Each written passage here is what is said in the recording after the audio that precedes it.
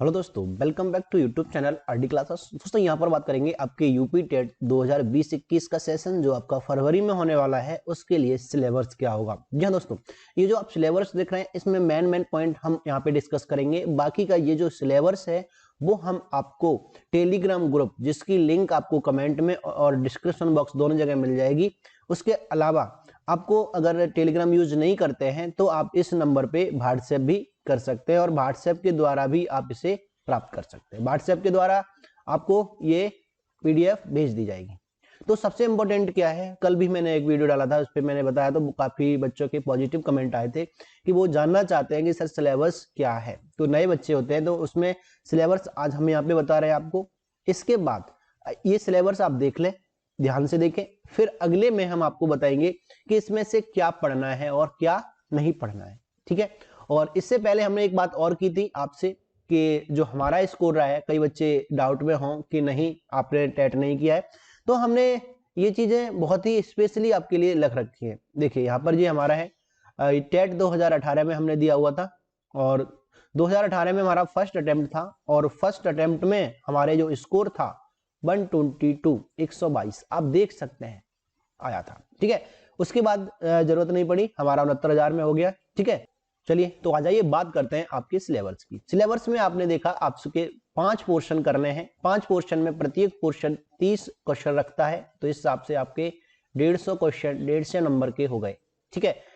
तो इसमें से आपको 82 नंबर लाने होंगे अगर आप ओबीसी SC ST है, जैसे कि आपने देखा 55% और 60% होता है। ठीक है। और अगर आप जनरल से हैं तो आपको 90 स्कोर करना है। ठीक है। 55 वालों को 82 नंबर और 60% वालों को नंबर लाने होते हैं 150 नंबर में से। ठीक है। तो सबसे पहले अगर हम बात करें तो बाल विकास आता है। इसमें आपके 30 क्वेश्चन पूछे जाएंगे। प्रत्येक सब्जेक्ट में 2 चीजें आती हैं, एक तो उस विषय से पूछा जाएगा, दूसरा उसका पेडागोजी कह सकते हैं। ठीक है। साइकोलॉजी से आते क्वेश्चन। तो वो क्वेश्चन हर एक सब्जेक्ट में यूपी टेट में बराबर नहीं होते, लेकिन सी टेट में 50-50% होते हैं प्रत्येक पोर्शन में। लेकिन टेट वालों में क्या है, चेंजेस होता रहता है। आपको देखने को मिला एक मैथ सब्जेक्ट ऐसा है, इसमें सबसे स्पेशल केस मैथ।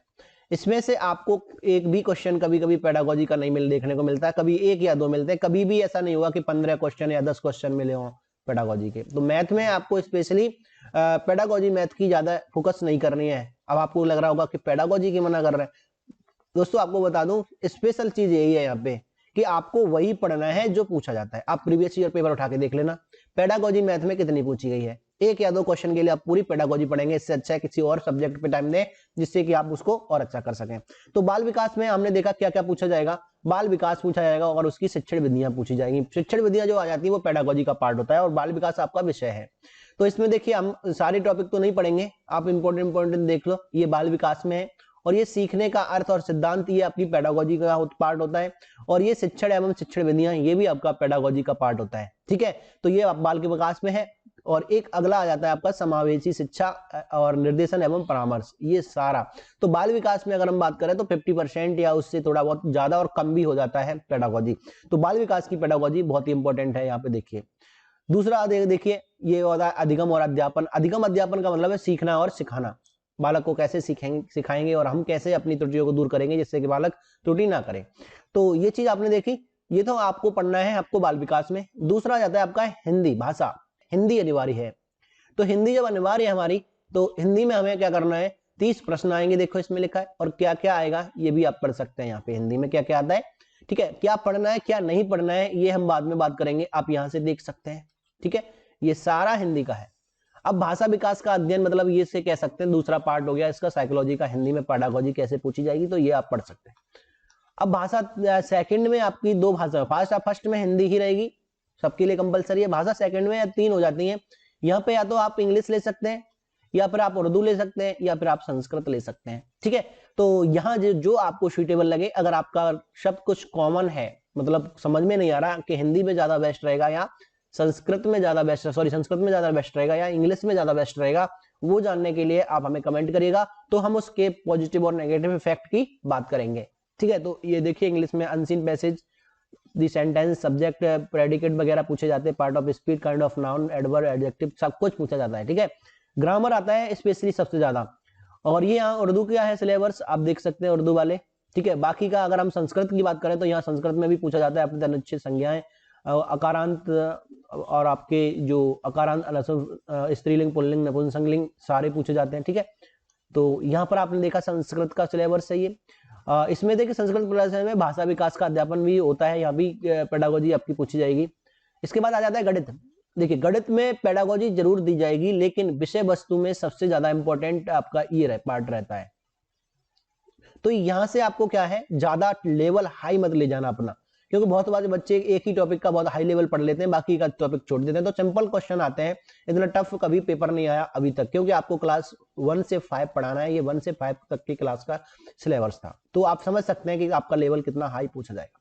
यहाँ पर ये कैलेंडर कई एक बार पूछा गया है, और ये स्पेशल है, ये रीजनिंग से संबंधित होता है। ठीक है, तो ये था आज का हमने आपके सामने डिस्कस किया ये सिलेबस। अगर आपको कोई भी दिक्कत आए तो हमें बताना। अगला आता है हमारा, देखा अध्यापन संबंधी मुद्दे। गणित में भी हमने बताया था यहाँ पेडागोजी आती है, तो उस पर हमें फोकस करना था, इसको हम बाद में देखेंगे। सबसे लास्ट में पढ़ना है आपको गणित पेडागोजी।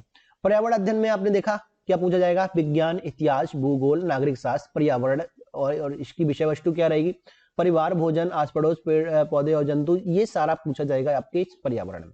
और पर्यावरण में आप देख रहे हैं अध्यापन संबंधी मुद्दों में भी आपसे पूछे जाएंगे, मतलब आप कह सकते हैं इसको पेडागोजी में।